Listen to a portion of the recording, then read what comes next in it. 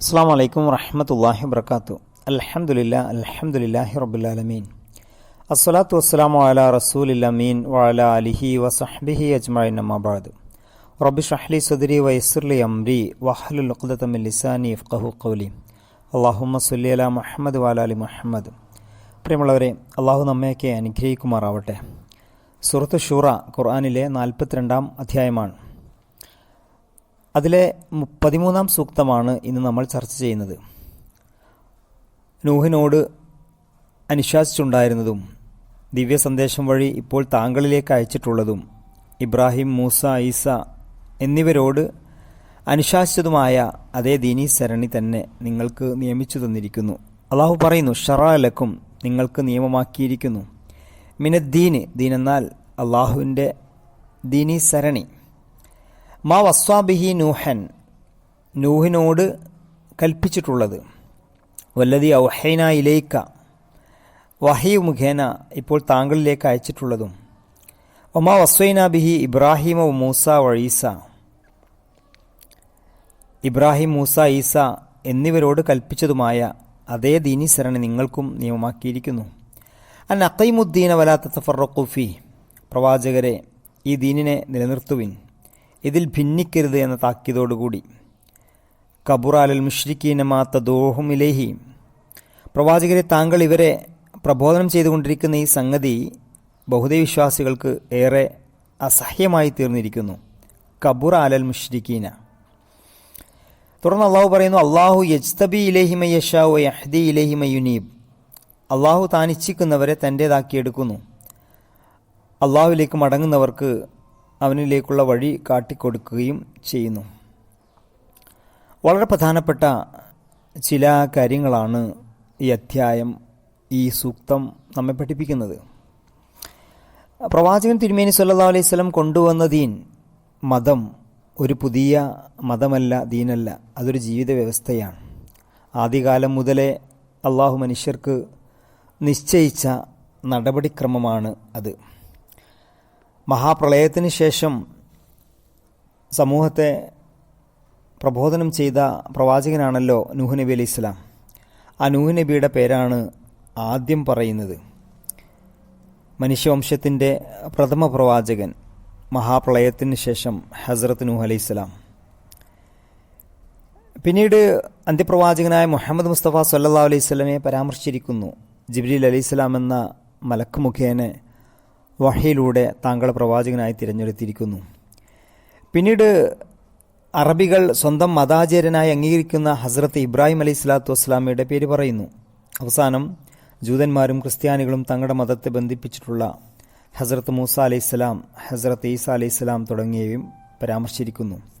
ഈ പഞ്ചമഹാപ്രവാചകന്മാർ മാത്രമാണ് ഈ രീതിയിൽ മാർഗദർശനം ചെയ്യപ്പെട്ടവർ എന്നല്ല ഇതിൻ്റെ താല്പര്യം. ഈ ലോകത്ത് ഏതെല്ലാം പ്രവാചകന്മാർ വന്നിട്ടുണ്ടോ അവരെല്ലാം ഒരേ ഒരു ദീൻ തന്നെയാണ് കൊണ്ടുവന്നിട്ടുള്ളത് എന്ന് വ്യക്തമാക്കുകയാണ് യഥാർത്ഥം. ഉദാഹരണമായി, ലോകത്തിലെ ഏറ്റവും സുപരിചിതരായ ദൈവിക ശരീഅത്തുകളുടെ വാഹകരായിരുന്ന അതിമഹാന്മാരായ 5 പ്രവാചകന്മാരുടെ പേരുകൾ ചൂണ്ടിക്കാണിക്കുകയാണ്.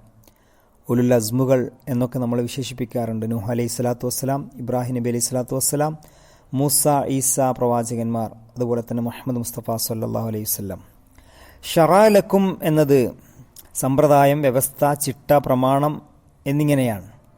നിങ്ങൾക്ക് നിയമിച്ചു തന്നിരിക്കുന്നു എന്നതാണ് അതിൻ്റെ അർത്ഥം. ഷറഅ എന്ന ഭാഷാർത്ഥമാണ് സമ്പ്രദായം, വ്യവസ്ഥ, ചിട്ട, പ്രമാണം എന്നൊക്കെ. തശ്രീ എന്ന പദം നിയമനിർമ്മാണത്തിന്, ലെജിസ്ലേഷൻ. ഷറഅ, ശരീഅത്ത് എന്നീ പദങ്ങൾ നിയമത്തിന്, ലോ. ഷാരി എന്ന പദം നിയമദാതാവിന്, ലോയർ. ഇങ്ങനെ പരിഗണിക്കപ്പെടുന്നുണ്ട്. ഈ ദൈവിക നിർമ്മാണം ഖുർആനിൽ അടിക്കടി വിശദീകരിക്കപ്പെട്ടുള്ള മൗലിക യാഥാർത്ഥ്യങ്ങളുടെ പ്രകൃതിപരമായ ഫലങ്ങളാണ്. അഥവാ യഥാർത്ഥ രക്ഷകൻ, ഉടമസ്ഥൻ, നിയമനിർമ്മാതാവ് എല്ലാം ആരാണോ അവനാണ് നിങ്ങൾക്ക് നിയമം നൽകേണ്ടത്. രക്ഷിക്കുവാനും ശിക്ഷിക്കുവാനും സൃഷ്ടിക്കുവാനും നിലനിർത്തുവാനും അധികാരമുള്ളത് അള്ളാഹുവിന് മാത്രമാണ്. അള്ളാഹുവിൻ്റെ കൽപ്പനകളാണ് നിങ്ങൾ അനുസരിക്കേണ്ടത്. അതുകൊണ്ട് നിങ്ങൾക്ക് നിയമം നൽകേണ്ടത് അള്ളാഹുവാണ്. മിനദ്ദീനി എന്നാണ് തുടർന്ന് പറയുന്നത്. ദീനിൽ നിന്ന്. ഷാ വലിയുള്ള ഇതിനെ തർജ്ജമ ചെയ്തിട്ടുള്ളത് പ്രമാണ സംഹിതയിൽ നിന്ന് എന്നാണ്. അതായത് അള്ളാഹു അരുളിയ നിയമങ്ങളെല്ലാം പ്രമാണങ്ങളുടെ വകുപ്പിൽപ്പെട്ടതാണ്. ദീൻ എന്താണ്? കേവലം നമസ്കാരം, നോമ്പ്, സക്കാത്ത്, ഹജ്ജ് തുടങ്ങിയ ചില കർമ്മങ്ങളോ ചടങ്ങുകളോ അല്ല. ജീവിതത്തിൻ്റെ മുഴുവൻ ജീവിത വ്യവസ്ഥയുമാണ് ദീൻ കൊണ്ട് വിവക്ഷിക്കപ്പെടുന്നത്. ഒരു ശക്തിയെ അംഗീകരിച്ചുകൊണ്ട് അതിൻ്റെ നേതൃത്വവും അധികാരവും ഉൾക്കൊണ്ടുകൊണ്ട് അതിൻ്റെ നിയമങ്ങൾ അനുസരിക്കുകയാണ് ദീൻ എന്ന് പറയുന്നത്. മനുഷ്യരെ സംബന്ധിച്ചിടത്തോളം അവരുടെ ഉടമയുടെ നിർദ്ദേശങ്ങൾ നിർബന്ധമായും അനുസരിക്കേണ്ടതാണ്. തുടർന്ന് ദീനീ സ്വഭാവത്തിലുള്ള ഈ നിയമം നൂഹ്, ഇബ്രാഹിം, മൂസ എന്നിവർക്ക് മാർഗദർശനം നൽകിയിട്ടുണ്ട്. അതേ മാർഗദർശനം ഇപ്പോൾ താങ്കൾക്കും നൽകിയിരിക്കുന്നു എന്ന് പറയുന്നു. ഓരോ മനുഷ്യർക്കും നേരിട്ട് നിർദ്ദേശങ്ങൾ നൽകുക എന്നതല്ല, പ്രവാചകന്മാരെ തിരഞ്ഞെടുക്കുന്നു. അതിലൂടെ മനുഷ്യർക്ക് ആവശ്യമായ നിയമങ്ങളും നിർദ്ദേശങ്ങളും അള്ളാഹു പഠിപ്പിക്കുന്നു. ആ നിയമങ്ങൾ അനുസരിക്കൽ അവർക്ക് നിർബന്ധമായ കാര്യമാണ്. ദൈവത്തിൽ നിന്ന് നിരവധി ദീനുകൾ വന്നിട്ടില്ല, വന്നതെല്ലാം ഒരേ ദീൻ തന്നെയാണ് എന്നും ഈ ആയത്ത് ബോധ്യപ്പെടുത്തുന്നുണ്ട്. മറ്റൊന്ന്, അള്ളാഹുവിൻ്റെ യജമാനത്വവും ആധിപത്യവും അംഗീകരിക്കുന്നതോടൊപ്പം ഈ നിയമങ്ങളിൽ നൽകപ്പെടുന്ന നിർദ്ദേശങ്ങൾ അഥവാ പ്രവാചകത്വം, റിസാലത്ത്, വഹ്യ്, ദിവ്യബോധനം തുടങ്ങിയവ അംഗീകരിക്കൽ വിശ്വാസിയുടെ നിർബന്ധമായ ബാധ്യതയാണ് എന്നും സൂചിപ്പിക്കുന്നു. ശേഷം പറയുന്നത് അഖീമുദ്ദീന എന്നാണ്, ദീനിനെ സ്ഥാപിക്കുക. ഷാ വലിയുല്ലാ ദഹ്ലവി പറയുന്നത് ദീനെ സ്ഥാപിക്കുക എന്നും ഷാ അബ്ദുൽ ഖാദർ അവർകൾ അദ്ദേഹത്തിൻ്റെ വിവക്ഷ അല്ലെങ്കിൽ വിശദീകരണം ദീൻ നിലനിർത്തുക എന്നുമാണ്. രണ്ടും ശരിയാണ്. എന്ന് വെച്ചാൽ സയ്യിദ് അബുലാല മൗദൂദി അതിനെ മനോഹരമായിട്ട് വിശദീകരിക്കുന്നുണ്ട്. പ്രഥമ ബാധ്യത എന്നത് അത് സ്ഥാപിച്ചിടത്ത് അതല്ലെങ്കിൽ സ്ഥാപിതമായിട്ടുള്ളിടത്ത് അതിനെ നിലനിർത്തുക എന്നതാണ്. ഒരു സംഗതി സ്ഥാപിതമായി കഴിഞ്ഞ ശേഷമാണല്ലോ അതിന് നിലനിർത്തൽ പ്രസക്തമാവുക. അല്ലെങ്കിൽ സംസ്ഥാപനം നേരത്തെ നടന്നിരിക്കുകയും തുടർന്ന് നിലനിൽക്കാൻ നിരന്തരം യജ്ഞം ആവശ്യപ്പെടുകയും ചെയ്യുന്ന സാഹചര്യമാണ്. ഇവിടെ രണ്ട് ചോദ്യങ്ങൾ നമ്മൾ അഭിമുഖീകരിക്കുന്നുണ്ട്. ഒന്ന്, ദീനിനെ സ്ഥാപിക്കുക എന്നാൽ എന്താണ് അർത്ഥം? രണ്ടാമത്തേത്, സ്ഥാപിക്കാനും പിന്നെ നിലനിർത്താനും കൽപ്പിക്കപ്പെട്ട ദീൻ എന്നതുകൊണ്ട് ഉദ്ദേശിക്കുന്നത് എന്താണ്? അദ്ദേഹത്തിൻ്റെ വിശദീകരണം തന്നെ നമുക്ക് വായിക്കാം. ഈ രണ്ട് സംഗതികൾ കൂടി നന്നായി ഗ്രഹിച്ചിരിക്കേണ്ടത് അത്യാവശ്യമാണ്. നിലനിർത്തുക അല്ലെങ്കിൽ സ്ഥാപിക്കുക എന്ന പദം ഒരു പദാർത്ഥവുമായി ബന്ധപ്പെടുത്തി ഉപയോഗിക്കുമ്പോൾ അതിനർത്ഥം ഇരിക്കുന്നതിനെ എഴുന്നേൽപ്പിക്കുക എന്നതാണ്. ഉദാഹരണമായി, മനുഷ്യരെയോ ജന്തുക്കളെയോ നിലനിൽക്കുന്നവരാക്കുക, കിടക്കുന്ന ഒരു വസ്തുവിനെ നിവർത്തി നിർത്തുക, തൂണോ മുളയോ നാട്ടി നിർത്തുക, അല്ലെങ്കിൽ ഒരു വസ്തുവിൻ്റെ ചിതറിക്കിടക്കുന്ന ഘടകങ്ങൾ ഒരുമിച്ച് കൂട്ടി ഉയർത്തുക, ഒഴിഞ്ഞ സ്ഥലത്ത് കെട്ടിടമുണ്ടാക്കുക. ഉദാഹരണം, പദാർത്ഥമല്ലാത്ത ആശയപരമായ ഒരു കാര്യത്തെ സംബന്ധിച്ച് നിലനിർത്തുക, സ്ഥാപിക്കുക എന്ന് പറയുമ്പോൾ അതിനർത്ഥം ആ സംഗതിയെ പ്രബോധനം ചെയ്യുക എന്ന് മാത്രമല്ല, പ്രത്യുത അർഹമായ രീതിയിൽ പ്രവൃത്തിപഥത്തിൽ കൊണ്ടുവരിക, പ്രചരിപ്പിക്കുക, നടപ്പിലാക്കുക എന്നൊക്കെയാണ്. ഉദാഹരണം പറഞ്ഞാൽ വളരെ ക്ലിയറാണ്. ഒരാൾ തൻ്റെ ഭരണം സ്ഥാപിച്ചു, നിലനിർത്തി എന്ന് പറഞ്ഞാൽ അയാൾ തൻ്റെ ഭരണത്തിലേക്ക് പ്രബോധനം ചെയ്തു എന്നല്ല, മറിച്ച് അയാൾ നാട്ടിലെ ജനങ്ങളെ തന്നെ അനുസരിക്കുന്നവരാക്കുകയും നാടിൻ്റെ എല്ലാ സംവിധാനങ്ങളും തൻ്റെ വിധികൾക്കനുസരിച്ച് നടപ്പാക്കാനുള്ള ഏർപ്പാടുകൾ ഭരണത്തിൻ്റെ വകുപ്പുകളുമായി ഉണ്ടാക്കുകയും ചെയ്തു എന്നാണ്. അതുപോലെ നീതിന്യായം സ്ഥാപിച്ചു എന്ന് പറയുമ്പോൾ അതിനർത്ഥം നീതി നടത്താൻ മുൻസിഫുമാരെ നിയമിച്ചിട്ടുണ്ടെന്നും അവർ കേസുകൾ കേട്ടുകൊണ്ടിരിക്കുന്നുമെന്നല്ല, മറിച്ച് നീതിയുടെയും ന്യായത്തിൻ്റെയും നന്മകൾ ഉദ്ഘോഷിക്കപ്പെട്ടുകൊണ്ടിരിക്കുന്നുവെന്നും ജനങ്ങൾക്ക് അത് ബോധ്യപ്പെട്ടുകൊണ്ടിരിക്കുന്നു. അത് ജനങ്ങളുടെ ജീവിതത്തെ നന്മയുടെ മാർഗത്തിൽ ബന്ധിപ്പിക്കപ്പെട്ടിരിക്കുന്നു എന്നുമാണ്. ഇനി നമസ്കാരത്തെക്കുറിച്ച് ചിന്തിക്കുക. ഇഖാമത്തു സ്വലാത്ത്, നമസ്കാരം സ്ഥാപിക്കുക. വിശുദ്ധ ഖുർആൻ ധാരാളം സ്ഥലത്ത് പറഞ്ഞിട്ടുള്ള കാര്യമാണ്.